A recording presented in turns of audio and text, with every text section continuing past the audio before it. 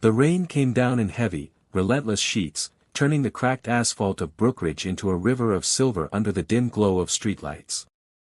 Inside a small, time-worn auto shop at the edge of town, Ethan Walker was finishing another long shift.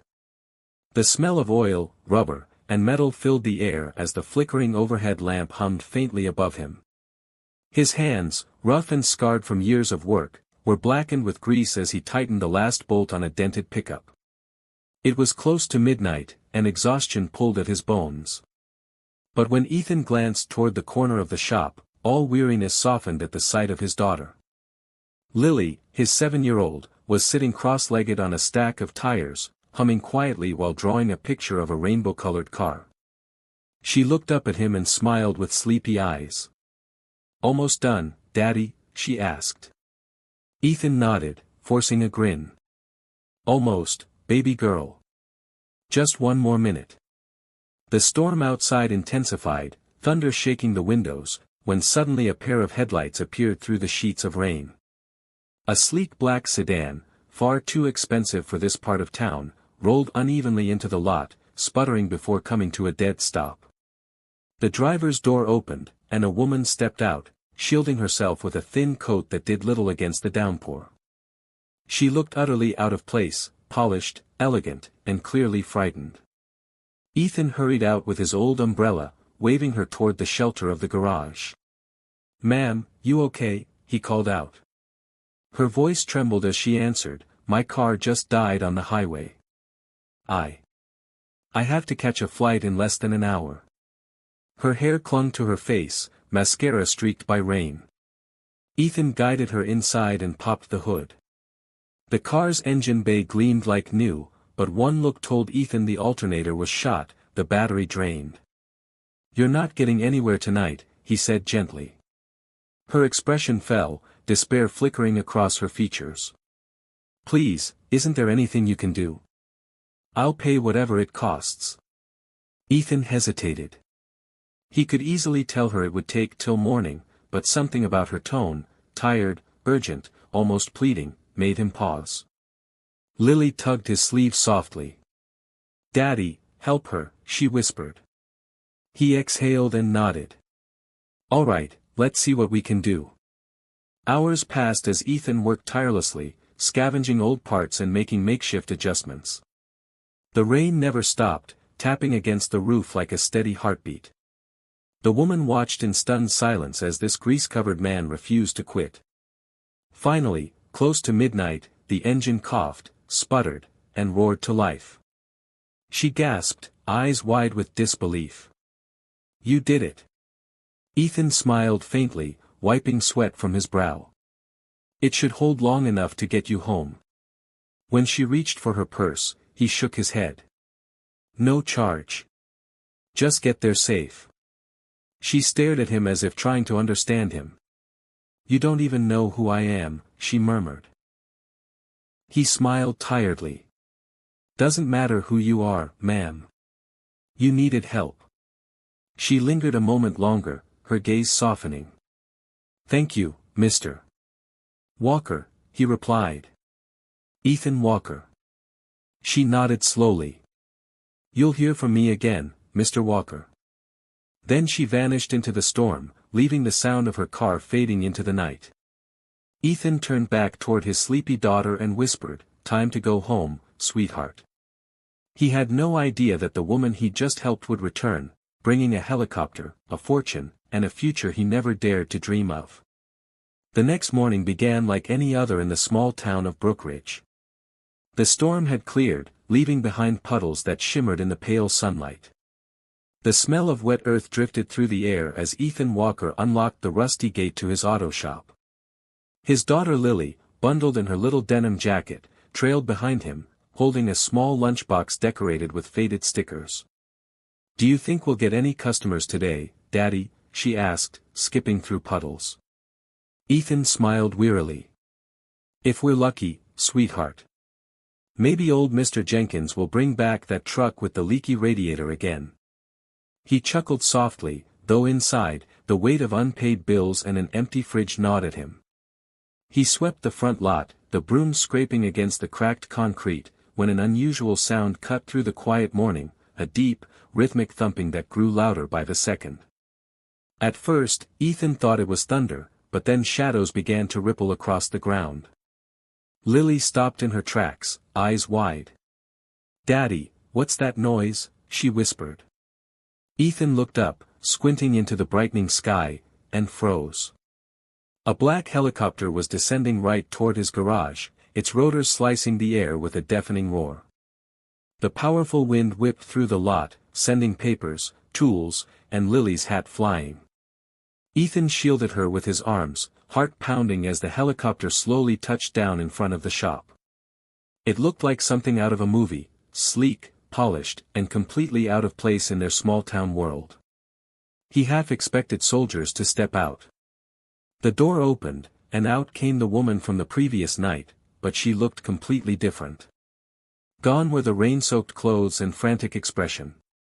Today, she wore a tailored navy suit and carried herself with calm authority.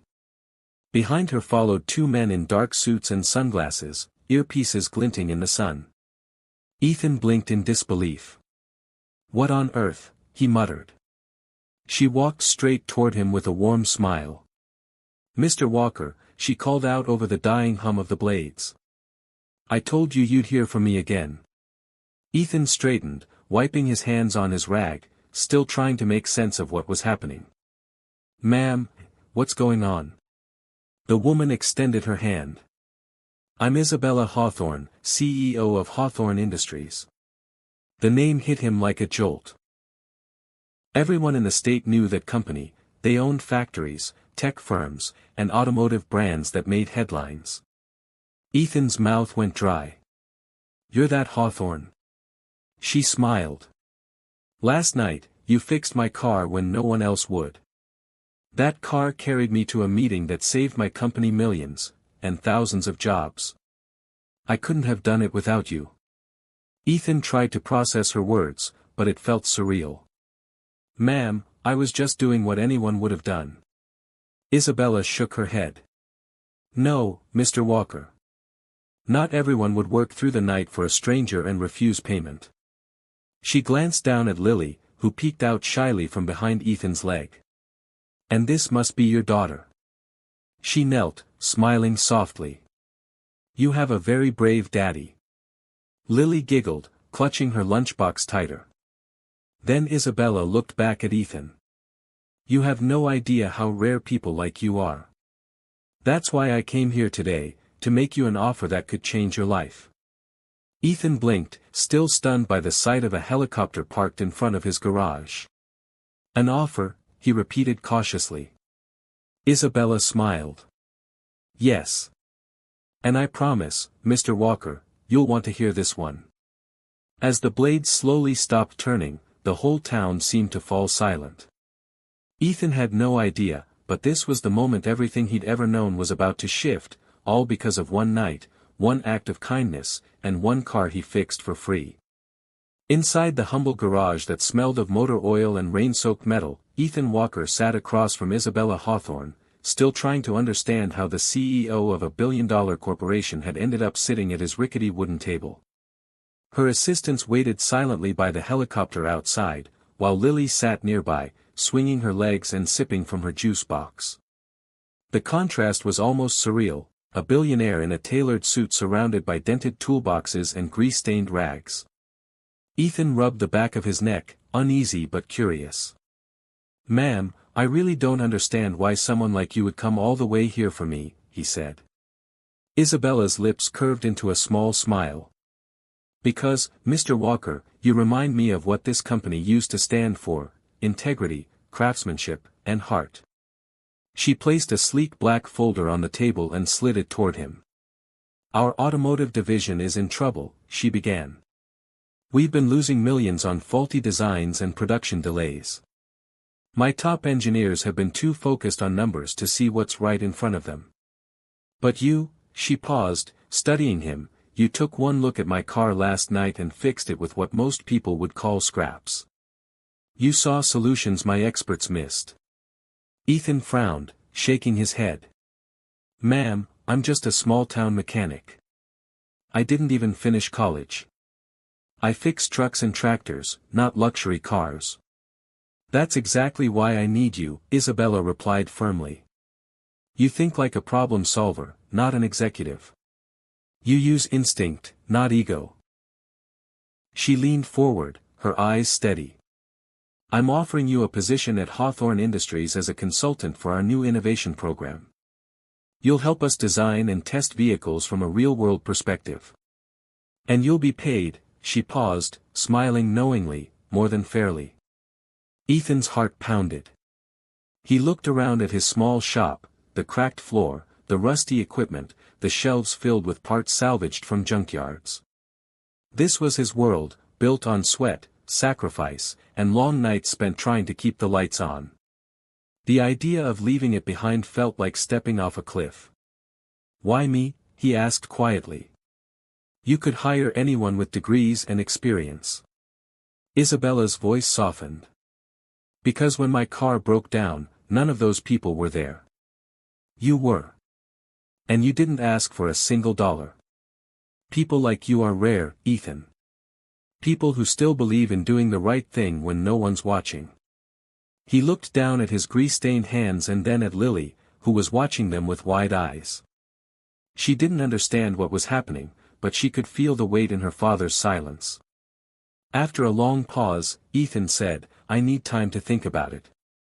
Isabella nodded graciously and stood, extending her hand. Take all the time you need. But know this, Mr. Walker, when I find good people, I don't forget them.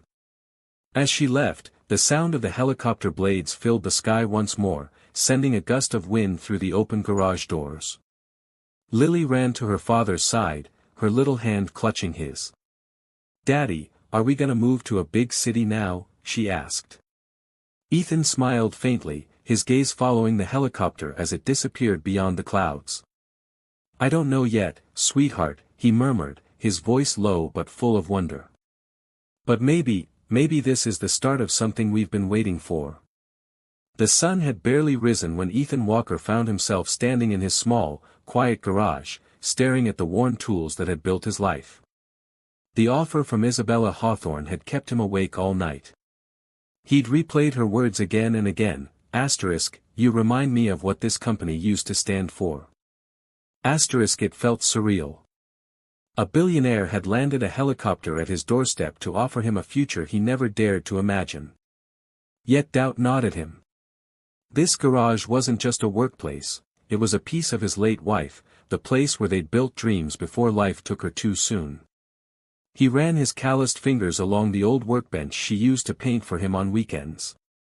The thought of leaving it behind made his chest ache.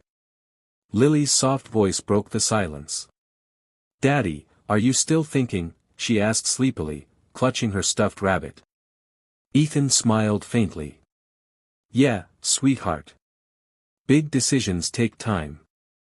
She tilted her head. I think you should do it. You always tell me to help people when I can, and maybe now someone wants to help you. Her innocence cut straight to his heart. Out of the mouths of children, truth often rang the loudest. Ethan chuckled, brushing a strand of hair from her face. You might be right, pumpkin. Just then, the now familiar thrum of rotor blades filled the air. Ethan stepped outside, heart racing, as the black helicopter descended once again, kicking up dust and leaves. Isabella Hawthorne stepped out, radiant and confident, her heels clicking across the pavement as if she belonged in every world, boardroom or back road. Good morning, Mr. Walker, she greeted warmly. I take it you've made your decision. Ethan drew a deep breath. I don't know much about your world, ma'am, he said honestly. I'm not used to suits or meetings. But if this opportunity helps me give Lily a better life, then yes. I'll take it. Isabella's expression softened with genuine admiration. I was hoping you'd say that. She handed him a leather folder. This isn't just a job offer, Ethan. It's a partnership. You'll run our new innovation workshop, right here, in Brookridge. We're funding the entire expansion, and you'll be the regional head. This will stay your shop, just bigger. Ethan froze, eyes wide. You're serious? Isabella smiled. Completely. I want this place, and your way of thinking, to inspire others. We'll call it Walker Innovations. For a moment, the world seemed to stand still. Lily ran into his arms, squealing with delight. Daddy! We have a company. Tears welled in Ethan's eyes as he hugged her tightly. He looked back at Isabella, voice trembling. I don't know how to thank you. She shook her head. You already did, the night you refused to take my money. As the helicopter lifted off one final time, Ethan stood outside his shop, now soon to be reborn.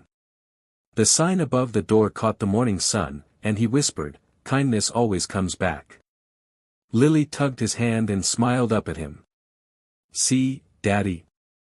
Fixing cars fixes hearts too. Ethan laughed softly, eyes glistening. For the first time in years, hope didn't feel like a dream, it felt real, shining as bright as the morning sky.